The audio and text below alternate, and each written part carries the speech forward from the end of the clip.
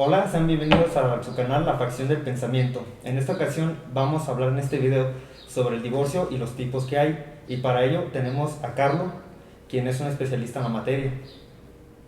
Muy bien, pues vamos a comenzar con el tema.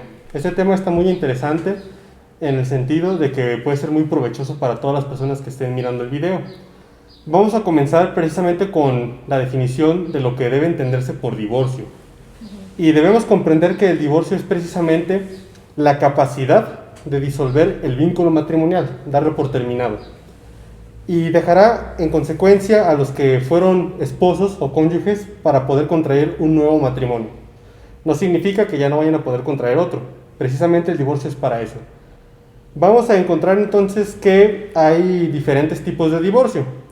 En la legislación mexicana encontramos fundamentalmente 4, uno de los cuales está quedando en la obsolescencia, porque es violatorio de derechos fundamentales.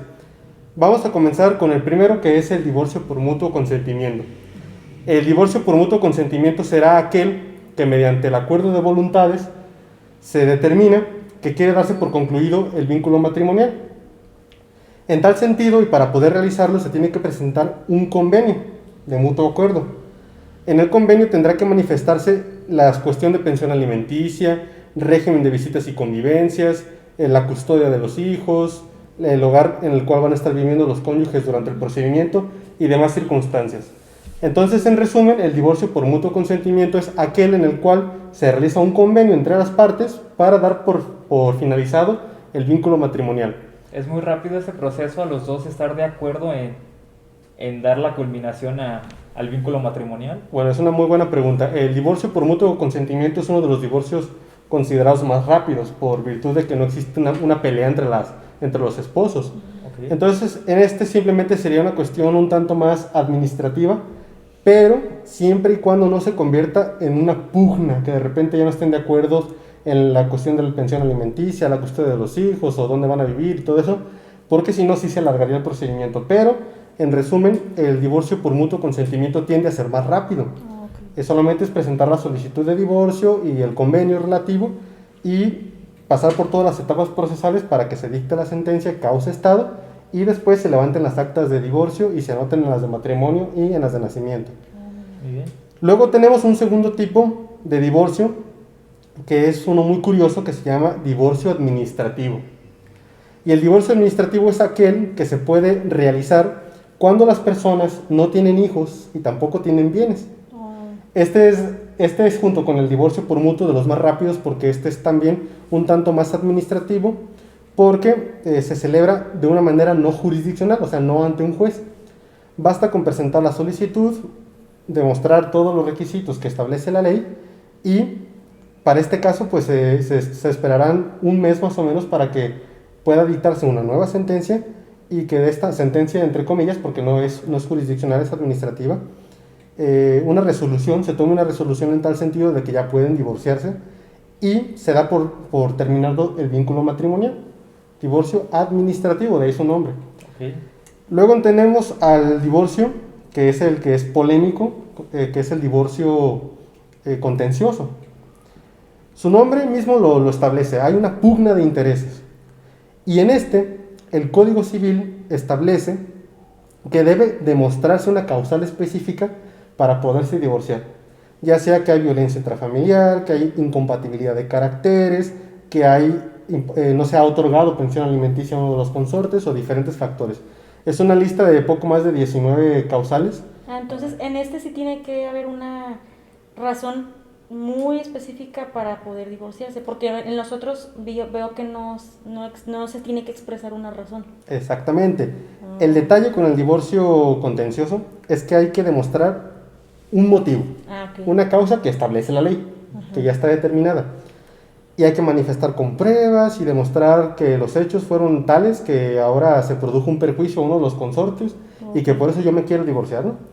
Pero es violatorio de derechos fundamentales el hecho de tener que forzar a la persona a que tenga que demostrar una causa específica, porque viola el derecho fundamental denominado derecho al libre desarrollo de la personalidad, que se encuentra en el artículo 1 de la Constitución, que es el derecho que faculta a las personas a decidir sobre su individualidad y cómo querer ejercerla y sobre las cuestiones inherentes de su vida.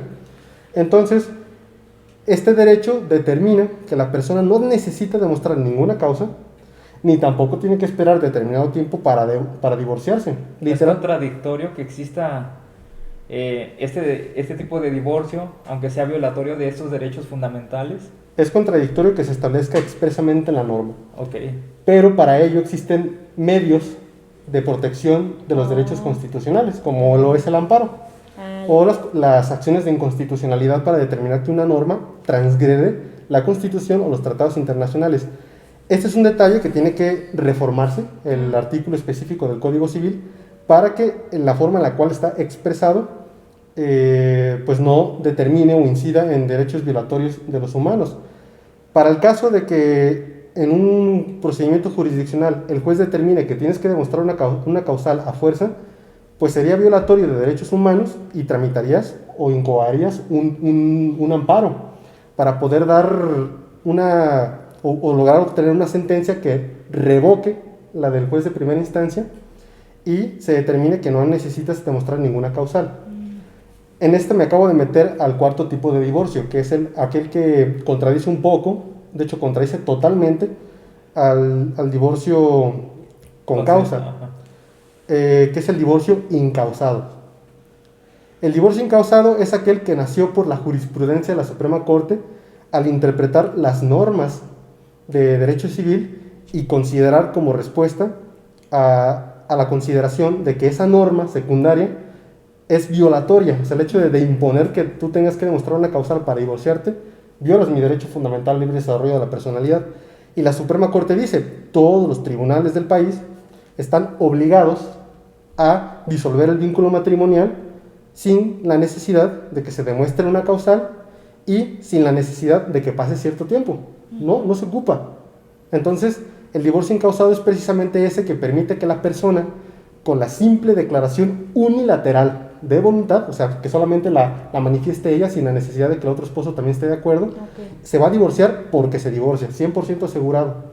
Ya no existe eso de que no te doy la firma y no te divorcias porque yo no quiero. Pero si en este tipo, por ejemplo, del divorcio incausado, ¿cómo se maneja esta parte de la repartición de responsabilidades entre los cónyuges? Esta pregunta está muy interesante. Una cosa es la disolución del vínculo matrimonial y otra cosa son las cuestiones inherentes o derivativas del matrimonio, que son, por ejemplo, los hijos, el cuidado de los mismos. Son dos procesos diferentes. No, en el mismo procedimiento se van a resolver todas las cuestiones. Nada más que ya tienes una garantizada, que te vas a divorciar. O sea, eso ya está garantizado. Lo que puede ser objeto de pelea es el monto de la pensión alimenticia, quién se queda al cuidado de los hijos, si hay pérdida o no de patria potestad, cuál va a ser el régimen de visitas y convivencia, en dónde van a vivir los esposos y demás cuestiones. Pero se resuelve en el mismo procedimiento, solamente que ya tienes algo asegurado, te vas a divorciar. Sí, porque sí he escuchado de casos de que, no, pues ya tienen 5 años y todavía no se concluye el divorcio y, o sea, he oído pues. Entonces qué bueno que pues esté esta opción, ¿verdad? Para las personas que realmente ya, pues es necesario que ya no esté la pareja. Exactamente, o sea, aquí lo bueno del divorcio incausado es que precisamente no hay necesidad de demostrar ningún motivo, ninguna razón, conforme al Código Civil, como se establecía antes, y que simplemente basta la mera manifestación de voluntad y todas las cuestiones que son inherentes o subsecuentes o secundarias al divorcio se van a tratar y se van a resolver en el mismo procedimiento. En la sentencia que se establezca, se va a decretar la disolución del vínculo y se dará respuesta a todas las demás cuestiones inherentes. Entonces, Carlos, los otros tipos de divorcio quedaron ya, como digamos, arrinconados en un plano histórico, es decir, que ahorita el actual es, o sea, que las personas van o el que eligen como camino para divorciarse es el incausado ya, plenamente. De hecho, esa pregunta es muy buena. Tú me dirás, oye, pero si el divorcio incausado me procura la disolución del vínculo inmediatamente, ¿no? ¿Qué pasa con los demás? Nosotros, o sea, como me lo platicas. Pues te lo pongo. Todo es cuestión también de, como lo dices, de utilidad o cuál conviene más. El divorcio incausado, en el divorcio incausado, tú no estás determinando los montos de pensiones, ni tampoco quién se queda con la custodia de los hijos, ni los regímenes de visitas y convivencia. Eso lo determina el juez durante el procedimiento. ¿Cuál es la bondad y la virtud o el beneficio del divorcio por mutuo consentimiento, que eso tú lo determinas de manera bilateral con el que va a ser tu ex esposo o tu ex esposa. Y en el convenio se plasma. Entonces tú ya sabes que te vas a divorciar, quién se va a quedar con los hijos, cómo van a ser las visitas, cuánto va a ser el monto, dónde van a vivir. Entonces el divorcio por mutuo, además de ser rápido, ya tienes arreglado las demás cuestiones por voluntad de las partes. Y en el divorcio incausado, no, solamente tienes asegurado que te vas a divorciar, pero en el procedimiento se va a resolver todo lo demás. En el divorcio administrativo también ahí no hay problema con las cuestiones de los hijos o del dinero o del patrimonio, porque precisamente los requisitos es que no haya patrimonio y que no haya hijos. Solamente es disolver el vínculo. Cada quien por su lado. Ajá, así como en parejas que no tienen, que tienen poco de casadas a lo mejor. Sí, exactamente. No tienen hijos. Poco de casadas, no Entonces, tenemos sí. hijos y no hay patrimonio. Ajá. Convenio, ¿para qué hacemos? No hay nada. Entonces ahora sí, puedo optar por el divorcio Muy administrativo. interesante, la verdad. Y el divorcio con causa, pues sabes que ese sí queda un tanto más en el olvido, porque pues es violatorio de derechos humanos. Y todo se resume a cuál de los 3 tipos de divorcio, excepcionando al divorcio con causa, me conviene más. Si la otra persona no quiere firmar el divorcio por mutuo, me voy al divorcio incausado. Si no tengo hijos, si no tengo patrimonio, los dos estamos de acuerdo, me voy al administrativo. Y si los dos estamos de acuerdo, tenemos hijos, tenemos patrimonio y queremos resolverlo, me voy al mutuo consentimiento. Sí, no, y el divorcio con causa pareciera que es cuando se quiere hacer una pelea entre los dos cónyuges. Exactamente, cuando los cónyuges han tenido una pugna, precisamente pues, se acudía al divorcio con causa pues, para tratar de dirimir, resolver la controversia. Claro. Ahora ya no va a haber necesidad de que la persona esté de acuerdo con quererse divorciar, porque la persona que quiera divorciarse va a obtener su sentencia en ese sentido, así 100% asegurado. Entonces, esas son las 4 vertientes o los tipos de divorcio que hay, cuáles son sus beneficios, cuáles son sus contras, y ya vimos que uno de ellos es anticonstitucional y anticonvencional, que está quedando en el olvido. Hay una pregunta, Carlos. Entonces, por ejemplo, en el caso de alguna pareja en donde uno de los dos tiene se le desarrolla una enfermedad mental, por ejemplo, esquizofrenia, y pues es difícil que estén juntos por lo mismo de la enfermedad, como qué tipo de divorcio en este caso podría quedar, cuando ya hay como una enajenación psíquica, una persona que sea incapaz jurídicamente de ejercer sus derechos por sí misma. Esa pregunta es muy buena. De hecho, esa era una de las causales para el divorcio con causa. Y entren en el que causa. Ajá. Okay. Acá, no, o sea, no importa si tu pareja es incapaz por un estado de interdicción, así se llama, que la persona tenga enajenación psíquica o problemas de índole psicológico que no le permitan la coexistencia de tipo conyugal. Yo manifiesto mi voluntad de quererme divorciar, pero quizá en el procedimiento, por ejemplo, si es por mutuo, se puede considerar si yo quiero otorgarle algo de pensión a la persona. Cuando me divorcio, yo no tengo la obligación de seguir dándole pensión alimenticia a mi ex esposo o ex esposa. Ahí la obligación recae en los familiares directos de esa persona. Pero no pasa nada, o sea, si la persona tiene enajenación psíquica, yo me quiero divorciar, manifiesto mi voluntad y se va a proceder. Como dato curioso, esa era precisamente una de las causales que establecía el Código Civil para poderte divorciar, que tu cónyuge no pudiera coexistir de tal manera que se satisfacieran las necesidades conyugales. Y así. Excelente. ¿Sí? Muy buena información. Entonces, jurídicamente, así es como debe entenderse el divorcio, pero no solamente el divorcio trae cuestiones de tipo jurídico, también conlleva situaciones de tipo psicológico, como lo es el hecho de los perjuicios que se pueden ocasionar a los integrantes de la familia, sobre todo poner énfasis a los hijos que son menores de edad y aún también a los mayores, porque también tienen unas afectaciones directas por el hecho de que se disuelva el vínculo de sus padres. No sé si pudieran expresarnos en este sentido cuáles pudieran ser las consecuencias de un divorcio, pero a nivel psicológico de los integrantes de la familia. Yo aquí, pues, destacar primero que se tiene que caracterizar que la disolución del vínculo matrimonial está supeditado a una pérdida, a un duelo. Sí, claro. Y el duelo no solamente se va a reducir en la pareja, sino que también va a ser un duelo en el esquema interpretativo de los niños en el caso de que haya. El esquema familiar se va a ver interrumpido. La dinámica que constituía el modo de llevarse en la familia, De convivencia. esto va a estar de alguna forma, se va a romper y se va a tener que ver en la necesidad de reestructurarlo. Esto para explicárselo a un infante es bastante complicado, porque él tiene una noción de papá, mamá, familia feliz.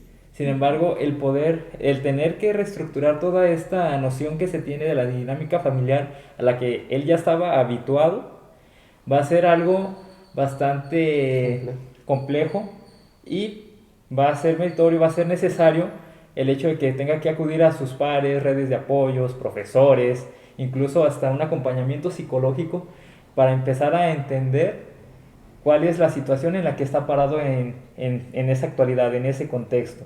Ahorita que hablas de las relaciones interpersonales, no sé si pudieras ayudarnos, Viri, a comprender cuál es la trascendencia y la importancia del entorno o el círculo de personas con las cuales se junta el individuo que está pasando por una etapa de divorcio de sus padres, por ejemplo. Bueno, en niños pequeños, o ya sea adolescente o adulto, por lo que él comentaba, que están pasando una situación de duelo porque es una pérdida, o sea, es una pérdida de expectativa, aquí es una pérdida de expectativa de que ya no es la familia que yo deseaba o lo que yo esperaba, tenía en mente. Sí se requiere que el niño la familia esté apoyándose en tíos, amigos, que el niño pueda tener, o el adolescente o adulto, pueda tener relación social, o sea, pueda tener comunicación, él puede tener la confianza de expresarse, de desahogar esta tristeza o esta situación con alguien de confianza, porque pues si no lo externa, pues sí puede conllevar a una depresión muy fuerte o a ser psicosomático, o sea, por ejemplo, que esa tristeza se le vaya en alguna enfermedad psicosomática, sí. O también se puede ver en todas sus áreas de vida una afectación importante. Entonces, lo importante es reconocer que está un cambio, que está presentando dificultades, que tiene mucha tristeza ante esta situación de los papás, a hablarla, externarla con alguien de confianza, pero si esa persona de confianza no tiene las palabras o no sabe cómo ayudarlo, sí es importante que alguien más, un profesionista, lo escuche. No podemos quedarnos con ese sentimiento de tristeza o de frustración o de no resolverse el duelo. O sea, no se puede quedar así, se tiene que resolver el duelo. La importancia estriba en las oportunidades, las posibilidades que pueden existir al tú compartir tu experiencia quizás con otra persona que esté pasando por lo mismo. Entonces te ayuda a tener una noción de que, ok, existe también este tipo de realidades. Entonces hay alguien que puede empatizar con mi situación y hay alguien con el que yo me puedo desahogar, tener la confianza de desahogarme, porque por lo general, o bueno, no es una regla que se tenga que seguir, pero cuando existe un proceso de divorcio en la familia, puede existir ciertos fenómenos como la alienación parental, conflictos familiares, bandos y demás. El hecho de apoyarte con factores externos de la familia, del círculo familiar, te puede ayudar a desahogarte con mayor facilidad. Si el individuo no ha encontrado en el núcleo familiar, que es donde están las figuras significativas de apego para él, por ejemplo, en un infante, o inclusive en cualquier etapa en la que se encuentre el individuo, pues que hay un desplazamiento de este consuelo hacia el otro, hacia afuera del núcleo familiar, hacia las personas, como bien han estado comentando, que también aquí vale matizar también esta cuestión que el individuo va a sufrir alteraciones psicológicas, pero dependiendo de la edad en la que se encuentre. Sí, claro, si es infante, la etapa del desarrollo. Exactamente, porque por ejemplo, sí se han visto en algunos estudios que fueron realizados en los 80s, en los 90s, en los que se ve que estas personas, por ejemplo, en la infancia tenían unos desajustes psicológicos en los que había, por ejemplo, deserción escolar, había también un desempeño académico ineficiente, y también en lo que viene siendo en las relaciones interpersonales, también allá había una carencia. Los muchachos, por ejemplo los adolescentes, no tenían esta interacción plena con su círculo de amigos o inclusive en las actividades que se desarrollaban en el ámbito escolar. O sea, hay una marginación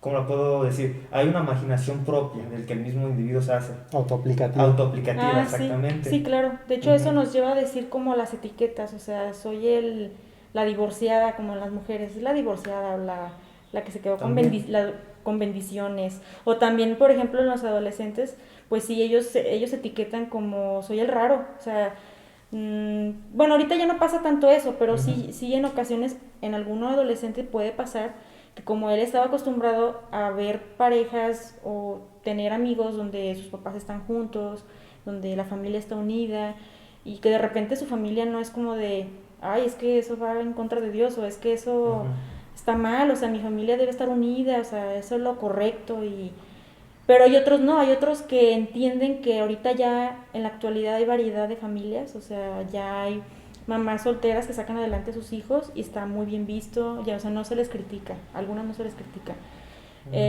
También está bien visto, pues, que se junten, que haga parejas del mismo sexo, o sea, ya hay una variedad en la sociedad de ver bien diferentes tipos de familia. De hecho, o sea, ya no existe solamente un tipo de familia. Entonces, que el niño sepa como de que no es el único, o sea, el niño, adolescente, adulto, que no es el único que ha pasado por una situación así, sino que hay muchas personas que les ha pasado, y que obviamente el problema es meramente de sus papás, o sea, si no se dio la unión, si no se dio la relación, es relación de pareja. Una cosa es la pura relación de pareja y otra cosa es la relación de los padres hacia los hijos. Entonces, es como también esta cuestión de ir entendiendo que es cosa aparte. Entonces, no significa que a mí también, no sé, en un futuro me va a ir mal, sino que en esa situación, en esa pareja no funcionó, pero puede funcionar con otra persona. De hecho, se me hace muy importante lo que dices porque jurídicamente el artículo 4 contempla el derecho a la familia. Y sí es cierto lo que manifiestas, o sea, la Suprema Corte de Justicia ha interpretado que la familia no debe entenderse como meramente aquella que es nuclear, como padres e hijos. Eso es a lo que me refiero. Sino que hay familias extensivas, incluyendo tíos, abuelos, nietos, familias monoparentales, por los cuales la madre atiende solamente a sus hijos, o el padre a sus hijos, familias homoparentales del mismo sexo, y familias que incluso no tienen lazos consanguíneos. Cierto. Entonces el término familia es más extenso. Jurídicamente hablando, el artículo 4 lo contempla en una multivariedad de fenómenos sociales, porque si lo hacemos en forma restrictiva, violamos derechos humanos. Y hablando también de otro punto muy interesante, esto de la alienación parental, en el sentido de que de repente ya sea la madre o ya sea el padre, induce a su hijo a tener pensamientos negativos hacia el padre contrario o hacia la madre. Entonces esto implica también consideraciones de tipo psicológico. ¿Qué consideraciones o qué circunstancias pudieran ocasionarse en aquel niño que se está viendo inmerso en una alienación parental? Primeramente, el hecho de, por ejemplo, la mamá se queda al cuidado del hijo y el papá lo ve pocas veces. Entonces, el papá llega con un regalo, lo saca a pasear y lo ve como esta figura de, con él me estoy divirtiendo, con él me identifico más, con él me puedo expresar. Y la mamá queda como en un rol de villana. Ella me está diciendo qué hacer, que haga la tarea, que me bañe, me está todo el rato, queda como la figura mala, ¿no? Y no puede ser necesariamente así, puede ser también caso contrario. También parte de esta alienación parental es el hecho de que existan estos bandos dentro de la familia, que algunos hijos escojan estar con la mamá, otros con el papá, y que estos padres estén de alguna forma incentivando este pensamiento de, ok, el enemigo es él, porque tú estás en un rol de víctima y yo quiero estar contigo porque te quiero proteger, ¿no? Que al mismo tiempo genera fricción intrafamiliar. Sí. Sí, es un fenómeno muy, muy triste que genera también partición en el núcleo familiar, divisiones y tendencias de tipo progresivo en un mal sentido de la expresión, porque detona afectaciones de manera individual y también bilateral entre las partes que conforman la integridad de la familia. De esto también se derivan otras consideraciones, como por ejemplo aquellos estigmas que tiene la mujer que se ha divorciado. Sí.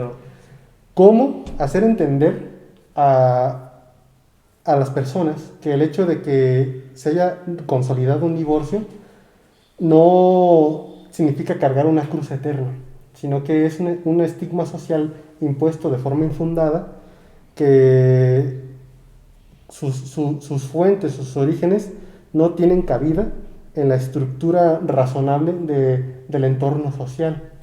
Ya se considera que esté bien que la mamá saque adelante a los hijos sola, o un papá saque adelante a los hijos solo. O sea, está bien visto.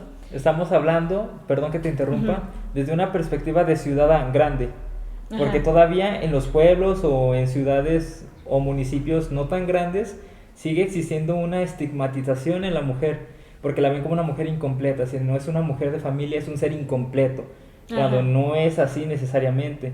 Entonces es trabajar en esta reestructuración cognitiva de la mujer, que se sepa como una persona autónoma, una persona libre, una persona completa, dentro de todas las dimensionalidades de su vida, del espectro de su vida. Dentro de la génesis de ese estigma, por ejemplo, hay factores religiosos y factores socioculturales. Por ejemplo, de la parte de la religiosidad, está la cuestión de que tratan de introyectarle a las personas que es un decreto divino, el hecho de que tienes que permanecer, sean las circunstancias que sean, con tu pareja, y que es la cruz que te tocó cargar. Y desde, por ejemplo, un factor sociológico, cultural, está lo que dices, de si es una civilización muy grande, por decirlo en esos términos, o un conjunto de humanos en unión, por decirlo también de ese modo, chico, un pueblo, un municipio. ¿Por qué? Porque entre más pequeño sea el lugar, más fácil es de que se conozcan los unos a los otros. En el otro hay más esta despersonalización. Son tantas personas que este estigma es más difícil que se pueda como que consolidar. Entonces, como está más mecanizado, cada quien va a su trabajo, y ya no es como que no me interesa saber qué le está pasando a mi vecino al lado. Cada quien está como en su mundo particular. Entonces yo diría que son como esos aspectos, lo religioso y el social, como los más importantes también. Sí, de hecho era algo similar a lo que iba a comentar, que, o sea, que ahorita ya en la actualidad el hecho de que ya se ve a la mujer, o sea, ya se le da un papel importante a la mujer, ya está incluida en lo laboral, y claro, sí tiene mucho que ver eso. O sea, la ciudad es una educación, son ideologías un poco diferentes.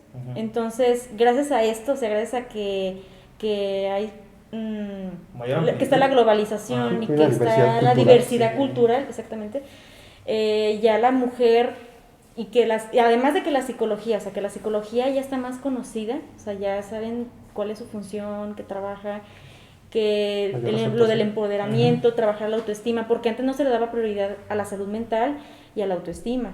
Entonces también gracias a eso, ya el hecho de que una persona se divorcie, ahorita ya se ve como que lo hace por su bien, o sea, por su bienestar personal, por salud mental, o sea, que es lo mejor para ella, porque como ustedes decían, antes era de que tenías que cargar la cruz del marido, tú no valías si no tenías una pareja, y no, o sea, realmente el valor de una persona está en su esencia. O sea, el hecho de ser un ser humano es valioso, no necesita que la pareja, que un trabajo, que lo externo te defina y te dé el valor. Tú le das el valor a tu persona. Entonces la mujer tiene que trabajar en su autoestima, en su valoración, para que puedan afrontar un divorcio y no se sienta etiquetada, o sea, porque realmente no debería por qué sentirse etiquetada. Si es una mujer segura y si tienen bien fundamentada su autoestima. Como último aspecto a tratar, antes de dar nuestras conclusiones finales, me gustaría que pudiéramos hablar de forma breve sobre la codependencia emocional. Okay. De parte de ¿En los, qué sentido? de, por ejemplo, que una excónyuge o una ex esposa o ex esposo aún tenga ese sentimiento de apego hacia la persona sobre la cual ya ha dado por concluida la relación. Entonces, el hecho de tener todavía esa codependencia que pudiera afectar en diferentes aspectos, diferentes aristas, psicológicamente también tiene un impacto en el individuo. ¿Cómo tratar o cómo comprender que la situación ha terminado y que ahora se pretende un nuevo camino por parte de la persona que le ayude a continuar con su vida de tal forma que pueda conducirla en determinado sentido en beneficio propio? Y es más común de lo que pudiera pensarse. Sobre todo si hay hijos de por medio, existe una comunicación todavía activa entre entre esta expareja. Entonces, el estar en constante comunicación, interacción, está de por medio los recuerdos, las sensaciones. También cuando estamos en un estado distímico, un estado bajo de tristeza o de melancolía, entonces solemos recordar las partes más positivas de la vivencia compartida con esta persona en su momento. Sí. Lo cual en nuestra estructura mental nos dice, ah, qué bien me la pasaba con esta persona. Y disminuimos aquellas vivencias las bloqueamos, mejor dicho, estas vivencias que eran conflictos, peleas, discusiones, gritos y todo este tipo de violencia, tanto verbal como física. Es algo pues que sí pasa bastante desapercibido, porque enalteces en ese estado distímico, en ese estado bajo de tu ánimo, y se incrementa estos breves espacios de felicidad que llegaste a compartir con esta persona. Exactamente. Sí, así es. De hecho, o sea, es como hay un concepto en psicología que se llama figura fondo. O sea, la persona tiende a ver nada más lo positivo, o sea, lo bueno que tuvo la relación, todo el tiempo le da vueltas a la cabeza, y eso exactamente ocurre. O sea, que no ven el panorama en general, o sea, no recuerdan las veces que la dañó, la violentó, o sea, los problemas que tuvieron. No ve todo el panorama, y es importante ver todo el panorama para poder valorar los beneficios que te va a traer ese divorcio. O sea, que es mejor para ti y todo lo que conlleva, todo lo bueno que se va a venir, o que para uno mismo, sí, en caso de divorciarse. Y también algo importante que iba a mencionar en relación a la codependencia, esto también se da porque como la persona no tiene bien trabajada su autoestima, es una persona de baja autoestima, sus carencias o sus necesidades emocionales quiere o se las pone a esa persona, a que la pareja las llene, la pareja las cubra. Entonces, si tú a veces le preguntas a una pareja, a ver, ¿tú por qué estás con esa persona si te está golpeando, si te trata así, o sea, que no ves? Es porque hay una necesidad que ella inconscientemente no se está dando cuenta que esa pareja le está cubriendo. A lo mejor es una mujer muy insegura y él es un hombre muy seguro. Entonces, el hecho de estar con él dice, es que me siento más hermosa a su lado, es que es un hombre de dinero y me siento que me están viendo, o sea, me siento mejor cuando estoy con él. Pero es esa parte de que me está cubriendo una necesidad esa persona, que realmente la responsabilidad de cubrir las necesidades es de nosotros. O sea, cada uno es responsable de sí mismo. El otro no nos va a hacer feliz. Entonces es eso tiene mucho que ver con la codependencia emocional. Muy bien, pues entonces, a forma de finalización del tema, pues me gustaría que pudiéramos expresar cada uno de nosotros nuestras conclusiones. Sí. Comenzando por Marlon, ¿qué te parece o qué conclusiones quisieras otorgar al público? Yo como conclusión que pues el divorcio como tal tiene una naturaleza jurídica, pero que también tiene implicaciones psicológicas. Entonces, atender también esta parte de la dimensión psicológica de la persona que va a expresar su voluntad de divorciarse de su pareja, pues que sea también atendida, y que también se toma en consideración al ajuste psicológico que puede estar implicado, o mejor dicho, desajuste psicológico que pueda también suceder en caso de que haya hijos, y que se atienda las dos partes de una manera plena. Yo concluiría con 3 cosas. La primera, infórmense sobre los tipos de divorcio más a fondo con su abogado de cabecera, para que puedan llevar este proceso de la forma más pacífica de lo que sea posible, para tratar de no dañar tanto el sistema familiar.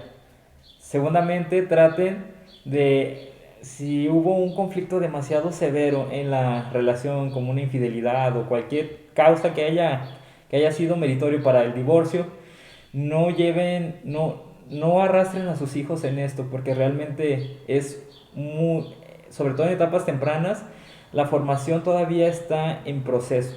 Entonces esta distorsión del desarrollo, de la etapa del desarrollo del infante, puede traer incluso trastornos mentales o trastornos de la personalidad. Entonces mucho cuidado, mucho ojo con eso.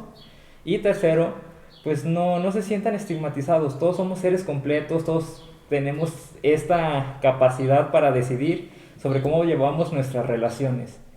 Entonces yo sí concluiría con eso, nada más. Mi conclusión es sencilla.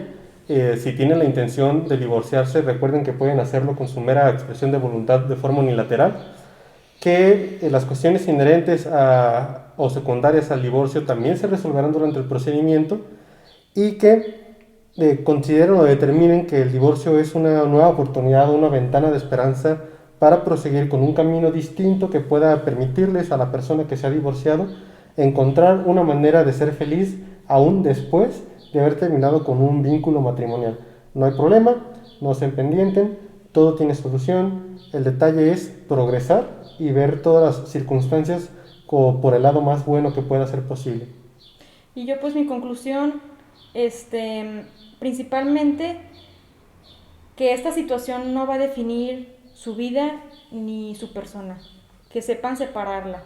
Es una situación más que obviamente va a conllevar un cambio, pero hay que ser pacientes y hay que saber buscar la ayuda para poder afrontar ese cambio, pero no quedarse en esta etiquetación de soy la divorciada o soy el que tuvo ese fracaso amoroso y ya nunca me voy a poder encontrar pareja. No, o sea, punto y aparte, una cosa es la persona, su esencia y su valía, y otra cosa son las situaciones. Y de ti depende cómo las afrontas. Pues esto ha sido todo en esta ocasión. Siento que el video ha sido muy, muy fructífero. Por supuesto. Así es. Espérenos para próximos videos y no olviden dejar su like, comentar, compartirlo. Sobre todo, suscríbanse para más contenido así. Gracias por vernos. hasta la próxima. Adiós. Adiós.